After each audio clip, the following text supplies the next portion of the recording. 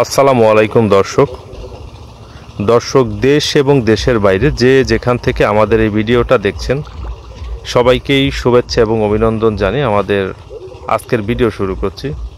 দর্শক, ভিডিওতে আপনারা আমাদের যে পুকুরটি দেখতে পাচ্ছেন, আমাদের এই পুকুরটি ওয়াটার ক্যাপাসিটি আছে প্রায় 2.5 একরের মতো এবং পারসহ যদি বলি অনেক বেশি আছে। শুধুমাত্র ওয়াটার ক্যাপাসিটি আছে 2.5 একরের মতো। এখন আসলো চৈত্র মাস, খরার সিজন, পানি অনেকটাই কমে গিয়েছে। তারপরেও বর্তমানে এই পুকুরটাতে প্রায় 2 একর 25% মতো ওয়াটার ক্যাপাসিটি আছে এবং এই পুকুরটার গভীরতা আছে 10 ফিট। দর্শক, গত 2টা ভিডিওতে আপনারা দেখেছেন যে আমরা এই পুকুরটাতে 2টা ধাপে আসলে মাছ ছেড়েছি এবং সেই ভিডিওগুলো কিন্তু আমাদের চ্যানেলে আপলোড দেওয়া হয়েছে। তো দর্শক, আজকের ভিডিওতে আমরা আলোচনা করব যে এই পুকুরটাতে আমরা আমাদের এই 2 একর 25% জায়গায় কি মাছ ছেড়েছি এবং কি সাইজের মাছ ছেড়েছি। তো দর্শক, এখন যেহেতু খরার মৌসুম, পানি একটু কম থাকার কারণে আমরা 2 একর হিসাব করে পুকুরটাতে মাছ ছেড়েছি। আর আপনারা যারা নিয়মিত আমাদের ভিডিও দেখেন, আপনারা অবগত আছেন যে আমরা প্রতি বছরে কিন্তু 2টা হারভেস্ট করি। 5 মাস 6 মাসের আমরা কালচার করি, পরবর্তীতে হারভেস্ট করি। তো দর্শক, আমরা সাধারণত ফাল্গুন মাসের ভিতরে মাছটা ছেড়ে দিই এবং আষাঢ় শ্রাবণ মাসে গিয়ে মাছটা ধরি। ওই সময় বাজারটা খুব ভালো থাকে এবং আষাঢ় শ্রাবণ মাসে মাছ ছেড়ে পরবর্তী শীতের মধ্যে মাঘ ফাল্গুন মাসের দিকে মাছগুলোকে আবার হারভেস্ট করে ফেলি। তো দর্শক, এই বছর আসলে আমাদের 9টা পুকুর বেড়েছে আল্লাহর অশেষ মেহেরবানিতে, আলহামদুলিল্লাহ। তো অনেকগুলো পুকুর আসলে বেড়ে যাওয়ার কারণে ব্যস্ততা এত পরিমাণে হয়েছে যে আমরা এই পুকুরটাতে মাছ ছাড়তে 1 মাস লেট করে ফেলেছি। এখন প্রায় চৈত্র মাসের শেষের দিক। তো দর্শক, আরও 4-5 দিন আগে পুকুরটাতে মাছ ছেড়ে দেওয়া হয়েছে। ভিডিওগুলো যদিও একটু লেটে হয়তো বা ব্যস্ততার কারণে ঠিকঠাক সময় মতো আসলে আপলোড করা হয় না। তো আজকের ভিডিওতে দর্শক আলোচনা করছি যে এই পুকুরটাতে আমি কি মাছ এবং কি সাইজের মাছ ছেড়েছি। দর্শক, এই পুকুরটাতে আমরা রুই মাছ ছেড়েছি 2500 পিস। তার মধ্যে 1500 পিস রুই মাছ ছিল 500 থেকে 800 গ্রাম সাইজের এবং 3 কেজি রুই মাছ ছিল 500 পিস এবং 4 কেজি রুই মাছ ছিল 500 পিস। এই মোট 2500 পিস রুই মাছ ছেড়েছি। আমরা এই পুকুরটাতে কাতলা মাছ ছেড়েছি 450 পিস।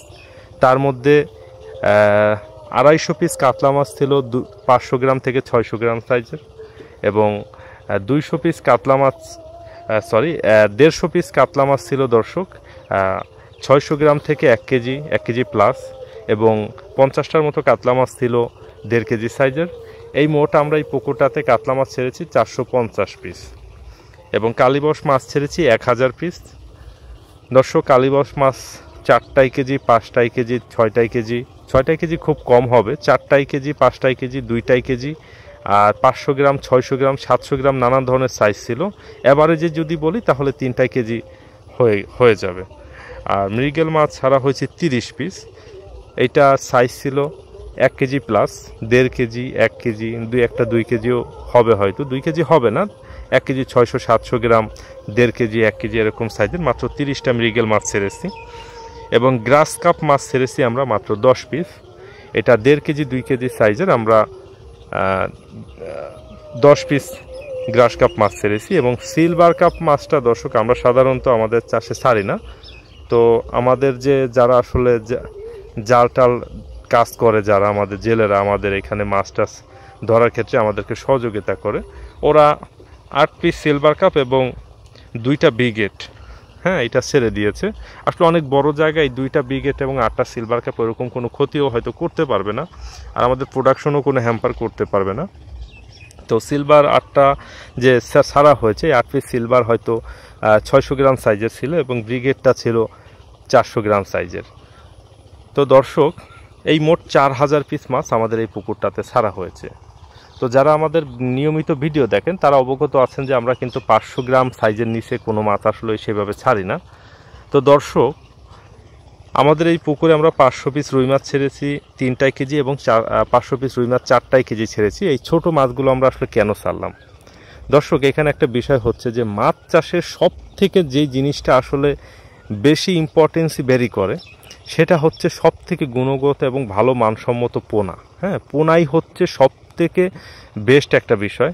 ধরেন আপনার পুকুর তো পুকুরই, এই যে পুকুরটা দেখতে পাচ্ছেন এই পুকুরটাই কিন্তু আমি মাছ চাষ করব।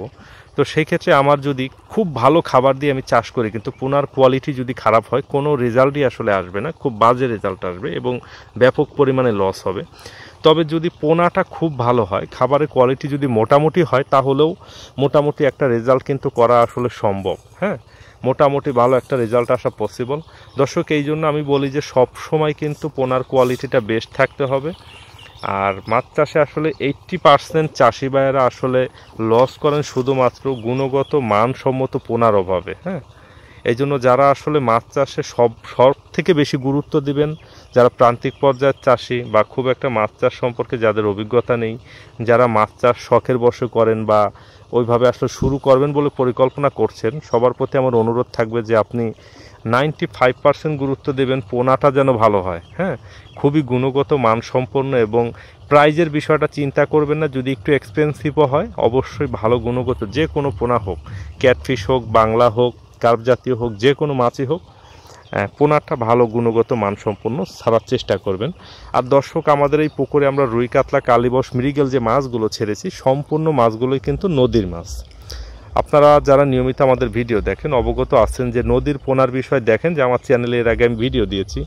ওরকম আমরা প্রতি বৈশাখ জ্যৈষ্ঠ মাসে নদীর পোনা রেণু সংগ্রহ করি পদ্মা থেকে। সেই রেণু থেকে আমরা 1 বছর নার্সিং করে 40টা, 50টা, 20টা, 10টা, 5টা, 2টা এরকম নানা ধরনের সাইজ হয়ে যায়।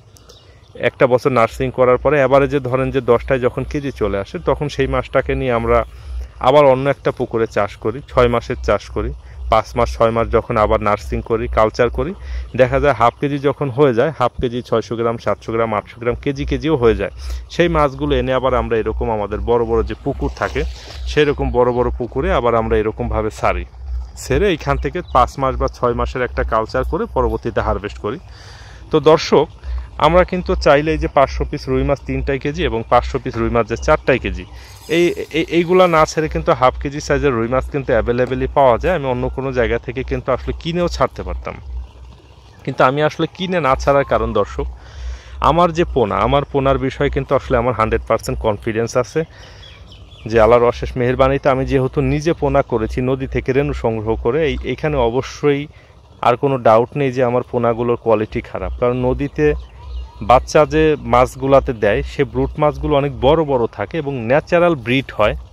দর্শক, এখানে একটা বিষয় আছে যে হ্যাচারির বদনাম আমি করতেছি না, অবশ্যই হ্যাচারির পোনা গুণগত মানসম্পন্ন ভালো হ্যাচারির পোনা আছে। কিন্তু এখানে যে বিষয়টা, নদীতে দেখা যায় যে যখন একটা টাইম আসলে ওভার হয়, পার হয়, মাছগুলো 100% গুণগত মানসম্পন্ন হয়ে যায়, ডিমটা যখন পরিপুষ্ট হয়ে যায়, তখনই কিন্তু আসলে মাছের ডিমগুলোকে ডেলিভারি করে, অর্থাৎ পানিতে ছাড়ে। একটা পুরুষ মাছ এবং একটা স্ত্রী মাছ একসাথে হয়ে ডিমগুলোকে ছাড়ে। এবং দর্শক, অনেক সময় হ্যাচারির অসাধু ব্যবসায়ীরা দেখা যায় ডিম পরিপুষ্ট হওয়ার আগে ডিমগুলো আসলে যেটাকে বলে যে মানে সংগ্রহ করার আগেই কিন্তু সংগ্রহ করে নেয়, যার কারণে বাচ্চাদের রোগ প্রতিরোধ ক্ষমতা ভালো থাকে না। যদি একটা জিনিস একটু চিন্তা করে দেখেন, আসলে আমি কিন্তু অনেক সুন্দরভাবে বোঝানোর চেষ্টা করি আমার ভিডিওতে।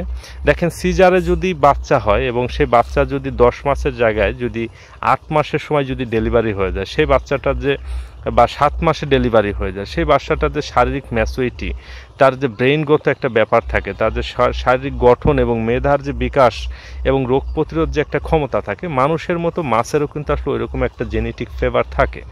মাছও কিন্তু দর্শক এরকম বিষয়গুলো কিন্তু আসলে ইম্পর্টেন্স ভ্যারি করে।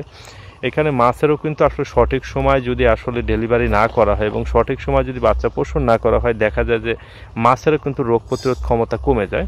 এবং অসাধু ব্যবসায়ীরা যেটা করেন যে একই মাছ থেকে বাচ্চা নেন, ভাই বোন থেকে বাচ্চা নেয়, যেটাকে বলে ইনব্রিডিং যুক্ত মাছের কারণে কিন্তু মাছের রোগ প্রতিরোধ ক্ষমতা অনেক অংশেই কমে আসে। এবং যেটা দেখা যায় যে ফাল্গুন চৈত্র মাসের দিকে বিশেষ করে মাছের প্রচুর পরিমাণে ফাঙ্গাল ইনফেকশন হয় এবং মাঘ ফাল্গুন মাসের দিকে যেটা দেখা যায় যে মাছের ফুলকা পচা রোগ সহ আরও নানান ধরনের রোগ হয়ে থাকে, বিশেষ করে রুই, কাতলা, কালীবস মাছটাতে। তো দর্শক, যে বিষয়ে আলোচনা করতেছিলাম, তো আমার আসলে নিজের মাছের প্রতি কনফিডেন্স থাকার কারণে আমি হয়তো আমার একটু প্রোডাকশন কম হবে, খাবারের এফসিআর একটু বেশি আসবে। 1000 পিস মাছ তো বাইরে থেকে নিয়ে আসলে হয়তো ওইরকমভাবে যদি আসলে প্রোডাকশনটা না আসতো বা কোয়ালিটিটাতে আমি ইনশিওর হতে পারতাম না, কারণ আমাদের মাছের কিন্তু আউটলুকিংটা অসাধারণ রকমের হয়। আমরা যখন হারভেস্ট করি তখন তো অবশ্যই আপনারা ভিডিওতে দেখবেন যে আমাদের মাছ দেখতে অনেকটা সুন্দর হয়। নদীর মাছের, রুই মাছের একটা ভিডিও আমার এক চ্যানেলে আছে, আপনারা চাইলে দেখে নিতে পারেন যে দেখতে কত সুন্দর লাগে নদীর মাছটা। চ্যাপ্টা ধরনের, হ্যাঁ, সোনালি কালার হয়ে যায়, লাল সোনালি কালার হয়ে যায় এবং পর পাখনাগুলো বড় বড় লাল লাল হয়ে যায়, দেখতে আসলে অসাধারণ লাগে। তো দর্শক, আমি গত আষাঢ় মাসেও যখন আড়তে মাছ বিক্রি করেছি, আমার নিজেরই আড়ত আছে, আমরা দেখেছি যে দূর দূরান্ত থেকে গ্রোথ প্রমোটার খাইয়ে মোটা তাজা করে যে রুই কাতলা মাছগুলোকে আনে আমাদের এখানে বিক্রি করার জন্য, ওইখানে 4 কেজি 4.5 কেজি মাছের, রুই মাছের যে প্রাইস পেয়েছে তার থেকে আমাদের 2 কেজি সাইজের, 2 কেজি 100 গ্রাম, 2 কেজি 200 গ্রাম সাইজের রুই মাছে আমরা কেজিতে 50 টাকা, 60 টাকা, 80 টাকা এরকম বেশি বিক্রি করেছি। তো দর্শক, সেক্ষেত্রে কোয়ালিটির আসলে একটা ভ্যালু কিন্তু প্রত্যেকটা জায়গাতে, প্রত্যেকটা সেক্টরই আছে। কোয়ালিটি নিয়ে যারা কাজ করে তারা সবসময় জেতে, তারা কখনোই হারে না। এই কথাটা সবসময় মনে রাখবেন যে মাছ চাষ অনেক এক্সপেন্সিভ একটা ব্যবস্থাপনা, এবং মাছ চাষ খুবই ব্যয়বহুল ব্যবসা। আমি যদি বলি, ধরেন আপনার যদি কোথাও যদি আসলে কিছু টাকা লস হয়ে যায়, আমরা অনায়াসেই বলে ফেলি যে আমাদের টাকাগুলো সম্পূর্ণটাই জলে গেল। আর এইখানে দেখেন আমরা চিন্তা ভাবনা করে প্ল্যান করে জলেই কিন্তু টাকা ফেলতেছি, হ্যাঁ, লক্ষ লক্ষ টাকার ফিট এবং মাছ এই পুকুরে ছাড়ি আমরা জলে ফেলি। এটাতে কিন্তু দুর্দান্ত রকমের সাহস, বড় মন মানসিকতা এবং আসলে অনেক কলিজা না থাকলে মাছ চাষ করা যায় না। এই জন্য আমি বলি যে মাছ চাষটা অনেক এক্সপেন্সিভ। আর মাছগুলো ছাড়ার পরেই কিন্তু পুকুরে সেট হয়ে গিয়েছে, আপনারা দেখতে পাচ্ছেন যে মাছে কিন্তু খাবার খাচ্ছে। হ্যাঁ, তো দর্শক, যেহেতু আমাদের মাছ ছাড়তে 1 মাস সময় বেশি অতিবাহিত হয়ে গিয়েছে, তো 1 মাস সময় বেশি অতিবাহিত হয়ে যাওয়ার পরে আমরা এখন চিন্তা করেছি যে যা হবার হয়েছে আমরা 1 মাস পরে হারভেস্ট করব, এছাড়া আসলে আর কিছু করার নেই। আর দর্শক, আজকের এই যে মাছ ছাড়ার বিষয়ে যে ভিডিওটা, কী সাইজের মাছ ছেড়েছি, কতগুলো মাছ ছেড়েছি, সেই বিষয়ের উপর আজকে ভিডিওটা করা হয়েছে। এই ভিডিওটা দেখে যদি কোনো চাষি বা খামারি ভাই সামান্য পরিমাণ উপকার হয়, তাহলেই কেবল আসলে আমাদের এই যে প্রচেষ্টা সাধারণ মানুষের কাছে মাছ চাষের বিষয়ে নানান ধরনের তথ্য এবং পরামর্শ পৌঁছে দেওয়া, তাহলেই কেবল আসলে আমাদের এই প্রচেষ্টাটি সফল হবে। তো সকল চাষি ভাই এবং মাছ চাষে যারা নতুন আসতে চাচ্ছেন এবং যাদের আসলে পরিকল্পনা আসে, তাদের সবার প্রতি আসলে শ্রদ্ধা রাখছি। আর বিশেষ করে দর্শক, যে ভাইয়েরা আমাদের প্রবাসে থাকেন, তারা আসলে বিদেশে ভালো মানুষের সাথে মিশতে মিশতে তাদের মন মানসিকতা অনেকটা ভালো হয়ে যায়। এই জন্য যেটা হয়, যে যেটা বলে সেইটাই বিশ্বাস করে এবং তারা ব্যক্তিগতভাবে আসলে কোনো ধারণা না নিয়েই মাছ চাষে আসলে ঝুঁকে পড়ে। তো সবাইকেই বলবো, যারা শুরু করবেন, প্রথমে ছোটোভাবে শুরু করেন, আস্তে আস্তে করে ব্যবসা প্রতিষ্ঠানটাকে বড় করেন, নিজে আগে শিখেন, তারপরে লোকজন নিয়ে আসলে শুরু করেন। কারণ নিজে না শিখতে পারলে কাউকে দিয়ে আসলে আপনি ব্যবসাটা সঠিকভাবে করাতে পারবেন না।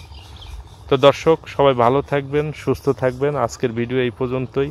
আর বিস্তারিত বলতে গেলে ভিডিওটা আসলে অনেক লম্বা হয়ে যাবে, পরবর্তীতে এই বিষয়ের উপরে আমরা না হয় অন্য একটা ভিডিও বানাবো।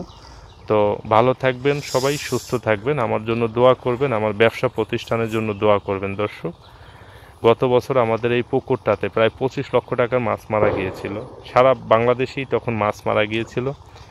তো তারপর আসলে থেমে থাকেনি, আল্লাহর অশেষ মেহেরবানিতে তারপর আমাদের লস হয় নাই। আল্লাহ পাক আসলে একদিক দিয়ে আবার মাছের দামটা ভালো ছিল, আল্লাহ পাক আসলে ওই দিক দিয়ে অ্যাডজাস্ট করিয়ে দিয়েছেন। তো এই বছর আবার হারভেস্টে দিলাম, আল্লাহ যেটা কপালে রাখে সেটাই হবে। তবে আশা করছি ইনশাআল্লাহ খুবই ভালো হবে। ভালো থাকবেন সবাই, আসসালামু আলাইকুম।